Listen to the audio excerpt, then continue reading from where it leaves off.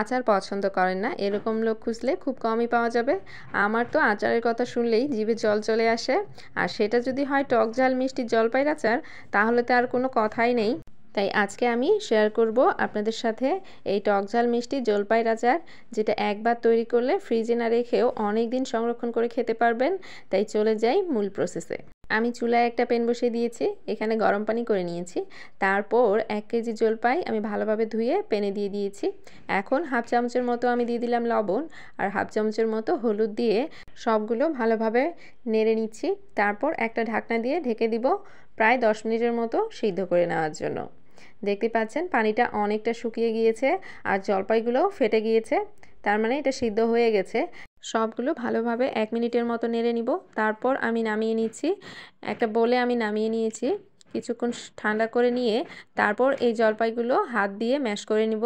এভাবে জলপাইয়ের আচার করলে খেতে অনেক সুস্বাদু হয়। আমি সবগুলো হাতের সাহায্যে খুব ভালোভাবে ম্যাশ করে নিচ্ছি, দেখতেই পাচ্ছেন।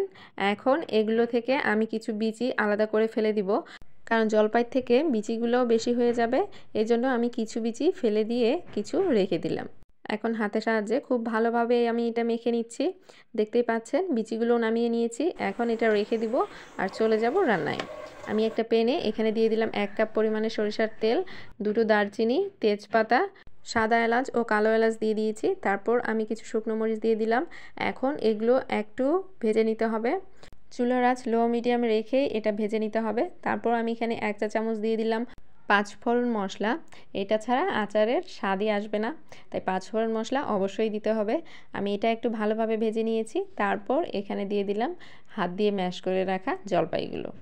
সবগুলো ভালোভাবে দিয়ে তারপর মেখে নিতে হবে মশলাগুলোর সাথে খুব ভালোভাবে। এখন জলপাইগুলো মাখিয়ে নিতে হবে। তারপর আমি এখানে দিয়ে দিলাম লবণ, প্রায় হাফ চামচের মতো আমি লবণ দিয়েছি। সবগুলো খুব ভালোভাবে মাখিয়ে নিতে হবে। এরপর আমি এখানে দিয়ে দিলাম 1.5 কাপ পরিমাণে চিনি। চিনিটা আপনারা যে যেমন মিষ্টি খেতে পছন্দ করেন ঠিক সেভাবেই দেওয়ার চেষ্টা করবেন। আমাকে মিষ্টিটাও একটু বেশি ভালো লাগে, ঝালটাও ভালো লাগে, আবার টকটাও ভালো লাগে, তাই আমি ঠিক সেভাবেই দিচ্ছি। এখন দেখতে পাচ্ছেন চিনিটা পানি ছেড়ে দিয়েছে। এখন এটা ভালোভাবে একটু কুক করে নিতে হবে। আমি ঢাকনা দিয়ে ঢেকে 5 মিনিট পর আবার এটা নেড়ে চেড়ে দিচ্ছি। দেখতেই পাচ্ছেন পানিটা শুকিয়ে আসতেছে, অনেকটাই শুকিয়ে গিয়েছে। এখন এটা ভালোভাবে নেড়ে নিতে হবে। এটা অবশ্যই লো মিডিয়ামে রেখেই এই কাজটা করবেন। চুলার তাপ বেশি থাকলে আচারটা নিচের দিকে পুড়ে যাবে, তাই অবশ্যই চুলার তাপ লো মিডিয়ামে রেখে কাজটা করবেন। এখানে আমি 1 চা চামচ দিয়ে দিলাম আচারের মশলা। এটা আমি একবারই অনেকটা বানিয়ে নিয়েছি, এখন আচার করলে এটা দিয়েই তৈরি করি। এখন সবগুলো খুব ভালোভাবে মিশিয়ে নিতে হবে। এই মশলাটা দেওয়ার কারণে আচারের ফ্লেভারটা আরও দ্বিগুণ বেড়ে যাবে, তাই আমি একটু বেশি দেওয়ার চেষ্টা করি। আমি আবারও হাফ চামচ মশলা দিয়ে খুব ভালোভাবে মেখে নিচ্ছি। চিনির পানিটা একেবারে শুকিয়ে গিয়েছে। এখন এটা চুলার আঁচ লো মিডিয়ামে রেখে হালকাভাবে কুক করে নিতে হবে। আচারের মধ্যে একটা আলাদা কালার চলে এসেছে, দেখতেই পাচ্ছেন, খুব সুন্দর একটা কালার। আপনারা চাইলে আচারে ভিনেগারও অ্যাড করতে পারেন, বাট আমি অ্যাড করছি না, কারণ এই আচারটা আমার সর্বোচ্চ 1 সপ্তাহ যাবে, তার বেশি না। এটা আমরা খেয়েই শেষ করে দেব। যাই হোক, আমার আচার তৈরি করা হয়ে গেছে। এখন আমি আচারটা নামিয়ে নিচ্ছি। দেখতে পাচ্ছেন কতটা লোভনীয় হয়েছে।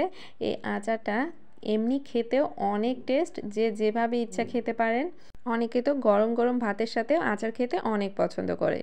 তবে এই জলপাইয়ের সিজনে জলপাইয়ের আচার করতেই হবে, সে যেভাবেই হোক। আমার তো আচার দেখলেই জিভে জল চলে আসে। আপনাদের কার কার এমন হয় অবশ্যই কমেন্ট করে জানাবেন। তাই আজকে ঝটপট একটা জলপাইয়ের আচার রেসিপি শেয়ার করলাম। ভিডিওটি ভালো লাগলে অবশ্যই লাইক কমেন্ট শেয়ার দিয়ে পাশেই থাকবেন। আল্লাহ হাফেজ।